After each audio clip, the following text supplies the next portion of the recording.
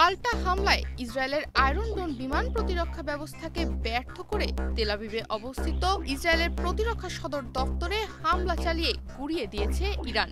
শনিবার ভোরে ইসরায়েলি ভূখণ্ড লক্ষ্য করে ইরান বেশ কয়েকটি ব্যালিস্টিক ক্ষেপণাস্ত্র হামলা চালিয়েছে।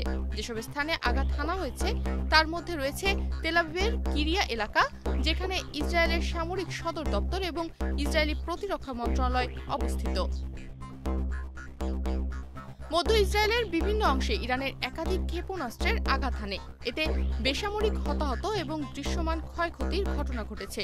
এই ঘটনাটি ইসরায়েলের বিখ্যাত বিমান প্রতিরক্ষা নেটওয়ার্ক, যার মধ্যে ব্যাপক প্রশংসিত আয়রন ডোম সিস্টেম রয়েছে, তার উপর নতুন করে নজরদারি শুরু করেছে।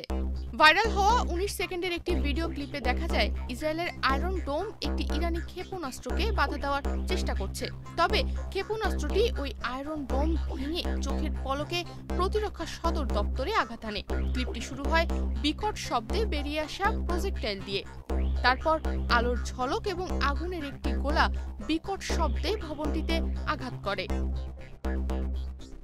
এর পেছনে তেল আবিবের কিরিয়া এলাকার মার্গানি টাওয়ারটি দেখা যায়, যা আইডিএফ সদর দফতরের কাছে শহরের কেন্দ্রস্থলে অবস্থিত। এর আগে শুক্রবার সকালে ইসরায়েল ইরানের পারমাণবিক স্থাপনা এবং সামরিক স্থাপনা লক্ষ্য করে ভয়াবহ হামলা চালায়। এতে ইরানের বেশ কয়েকজন সামরিক শীর্ষ কর্মকর্তা ও পরমাণু বিজ্ঞানী নিহত হন। এরপর ইসরায়েলে প্রতিশোধ নিতে শুরু করে তেহরান। তনিমা রহমান, বাংলাদেশ প্রতিদিন।